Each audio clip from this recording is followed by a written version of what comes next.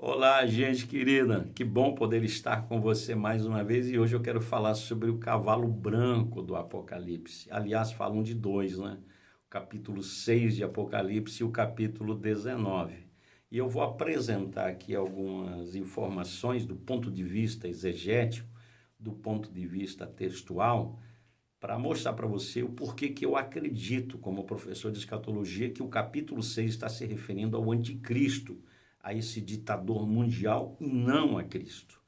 E o capítulo 19, que fala sobre o cavalo branco, lá eu acredito que quem está vindo assentado naquele cavalo é Jesus Cristo. Bom, no capítulo 6, porque eu acredito que o capítulo 6 está se referindo ao anticristo e não a Cristo? Por algumas razões bem simples. A primeira delas, do ponto de vista textual, e havendo o cordeiro aberto um dos selos. Quem está abrindo os selos é o cordeiro, logo não é ele que está se manifestando.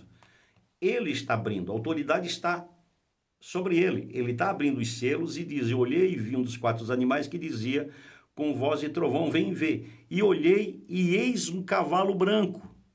Tá? E o que estava assentado sobre ele tinha um arco. Quando você olha na Bíblia e lê a história de Jesus Cristo, e você vai perceber que Jesus Cristo está sempre relacionado a uma espada, tanto que lá no capítulo 19 aparece Jesus Cristo com uma espada na mão e não com um arco, porque arco aqui fala de longa distância, fala de território, fala de alcance. Então diz que ele tinha em suas mãos um arco. Bom, e foi-lhe dado uma coroa. Olha que interessante. O que quer dizer isso?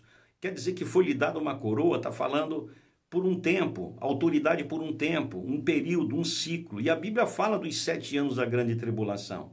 Agora, em Jesus Cristo, você não lê isso. Você lê que Jesus Cristo conquistou essa coroa. Paulo fala dessa coroa eterna conquistada por conta da ressurreição. Jesus não ganhou essa coroa por um pouco de tempo, por um período. Não, mas ele conquistou para sempre, eternamente. Jesus Cristo foi coroado. Um outro detalhe que eu quero que você observe é que diz assim: e saiu vitorioso para vencer. Ou seja, o selo se abre, então ele sai para vencer. Ou seja, ele tem um período, esse período de 7 anos. Jesus Cristo não saiu para vencer. Jesus Cristo é vitorioso. Novamente, por conta da ressurreição, na cruz do Calvário, Jesus Cristo foi declarado vencedor. Ele não saiu para vencer, ele não tem um período para trabalhar, não. Outro detalhe importante que eu quero que você observe são os espíritos correspondentes, porque o cavalo branco e o que está sentado sobre ele, por que eu acredito que é o anticristo? Porque também os espíritos correspondentes seguem a marcha desse cavalo. Você vai ver que logo depois vem o segundo, que fala do cavalo vermelho, depois fala do cavalo preto, depois fala do cavalo amarelo. Do que está falando? De espíritos correspondentes que seguem o anticristo. Que não é o caso de Jesus Cristo, porque a maldade não o segue. Porque tudo que está relacionado à guerra, tudo que está relacionado as pestes, tudo que está relacionado a essa mortandade não tem a ver com Cristo. Isso faz parte do caráter de Satanás.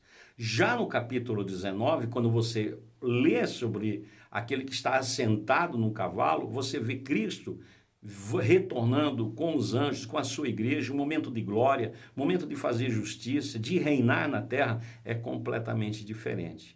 Eu espero que essa palavra lhe ajude para que você possa ter uma compreensão um pouco mais profunda, exata, deixando de lado os achismos e tentando olhar a Bíblia do ponto de vista exegético e do ponto de vista textual. Capítulo 6 está falando do anticristo, capítulo 6 está falando do ditador, capítulo 6 está falando daquele que vem para imitar Cristo, e o capítulo 19 está falando de Cristo vindo para reinar na terra.